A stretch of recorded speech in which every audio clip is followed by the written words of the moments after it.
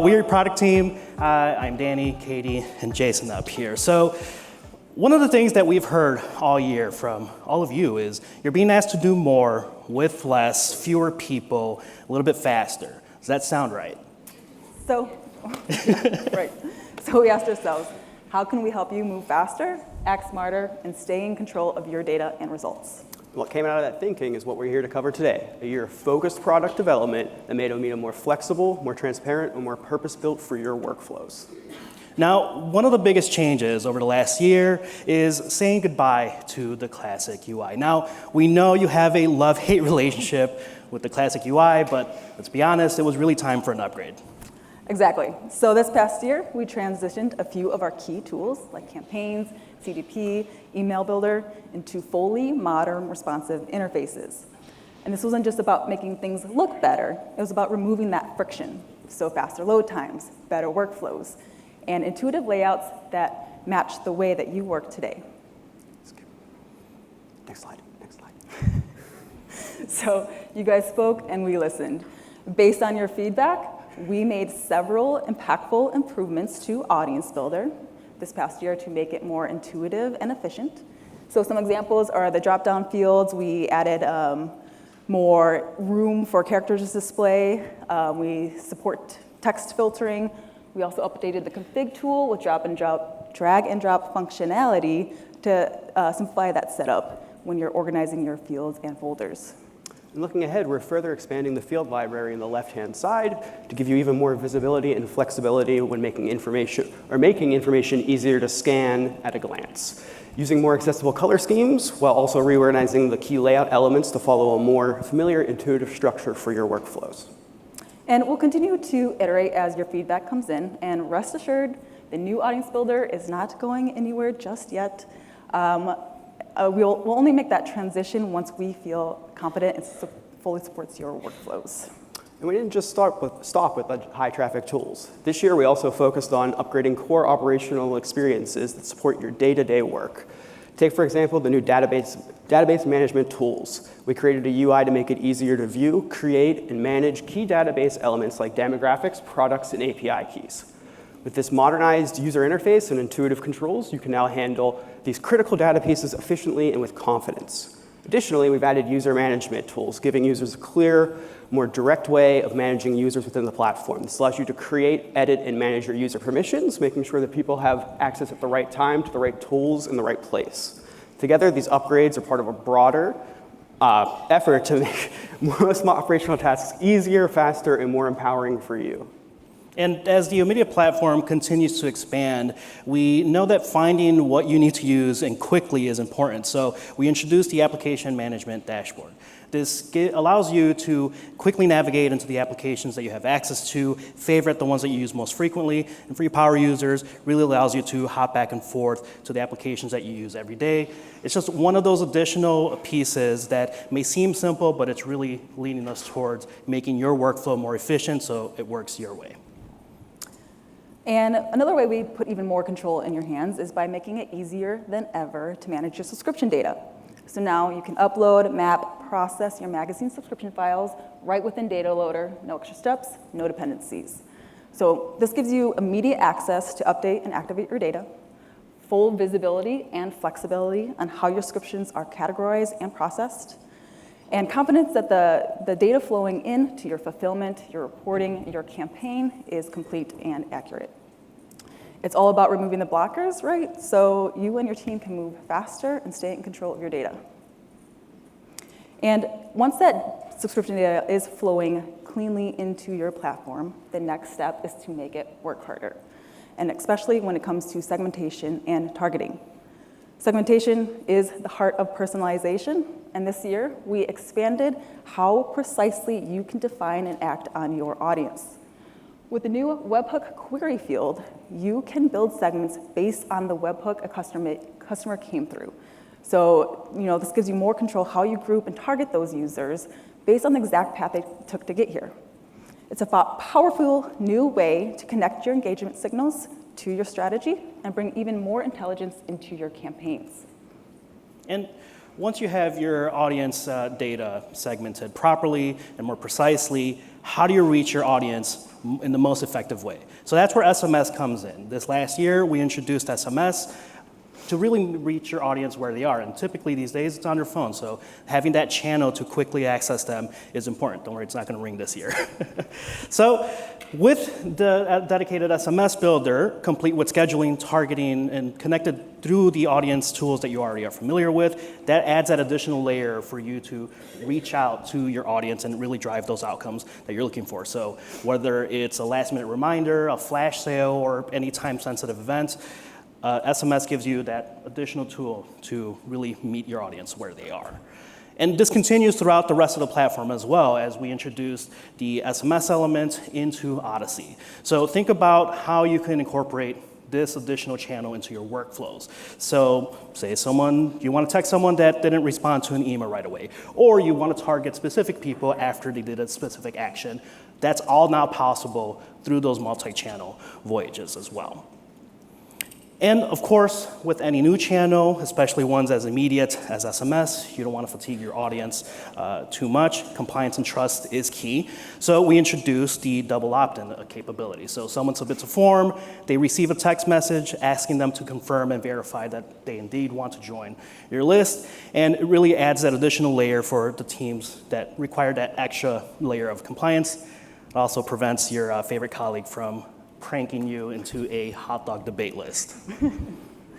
Yeah, so speaking of that multi-channel messaging, this year we introduced 2 new key improvements to our CDP tool, both designed to help you personalize more intelligently and engage with more precision. So let's first start talking about how you can test and optimize those personalized experiences. The best way to improve performance is by testing and learning. And so with this new A/B test feature in personalizations, you can now test out different variations of your pop-ups, your on-site messages, to see what truly resonates with your customers. So these tests can vary in design and copy, in different form layouts, where those personalizations are actually displayed on your web page. So this gives you that full control over conversion optimization, allowing you to use real data to guide your decisions. So every test leads to a better, more effective personalization. So, instead of arguing with your teammate about which design is better or will convert more, now you can just test it. Let the results decide. And when it comes to recommending the right content, even the smallest details, like which title is displayed, can make a big impact on engagement.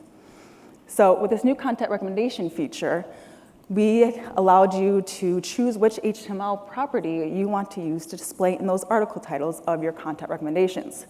So there's 2 options. The first one is a title tag, which is usually used in browser headers.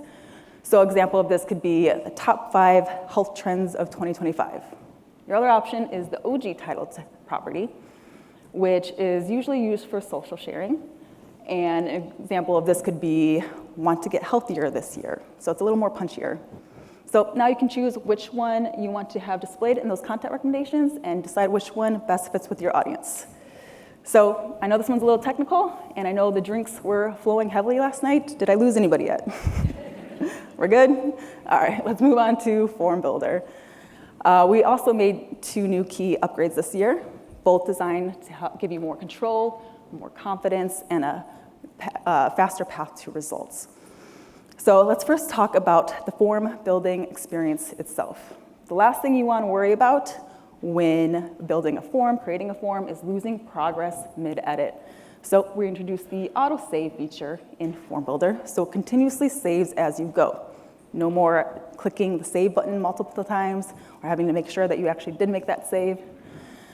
The next time, I don't know, your Wi-Fi cuts out, your laptop dies, or something I'm sure Danny can relate to, your cat walking across your keyboard and exiting out your browser, you're covered. It does happen. But, it does happen.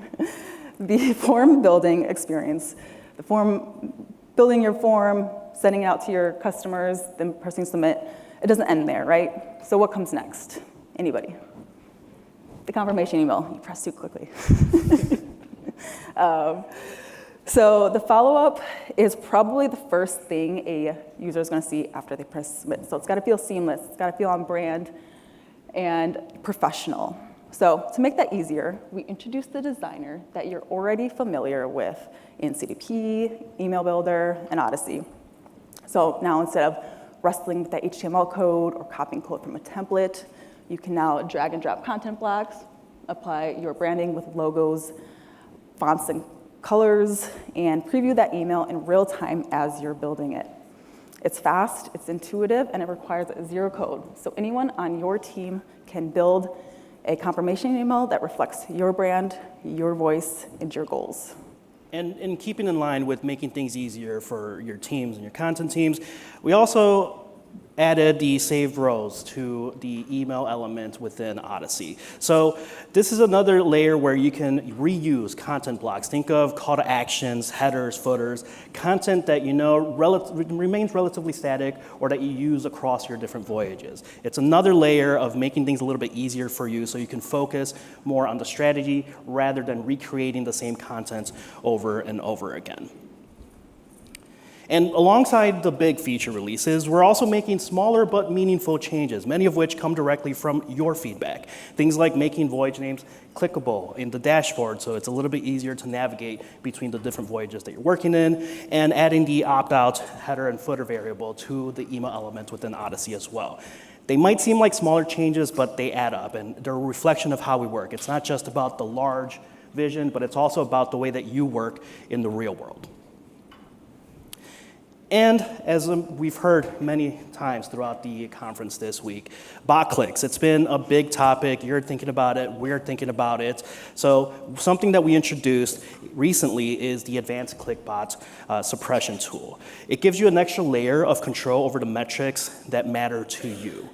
It's not about hiding anything. The bot activity is still there, available in your reporting, but now you get to decide what counts towards the engagement metrics that you really care about. It's another way that we're helping you stay confident in your numbers so you can make better decisions with cleaner data to really drive, again, those outcomes that you're looking for with your audience.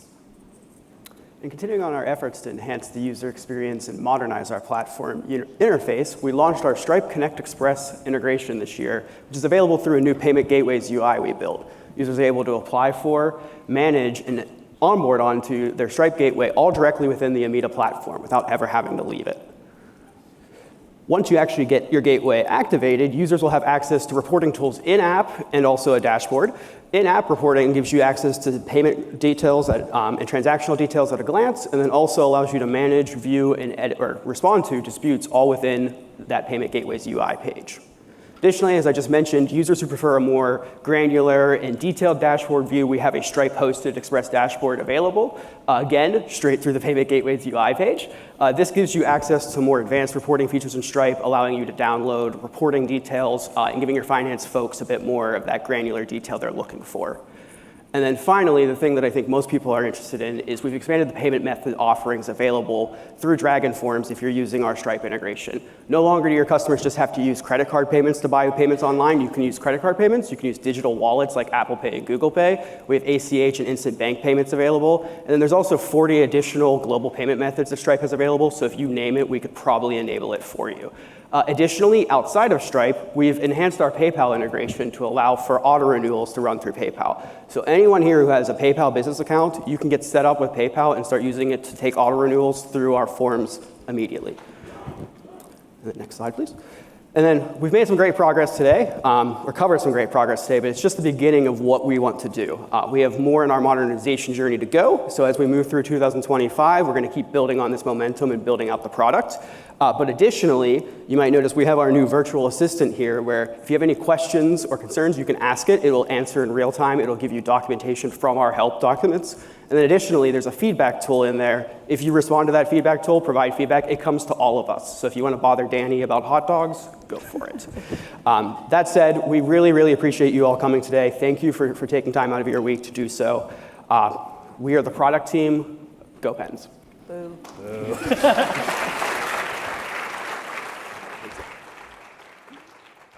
So I do want to thank the product team.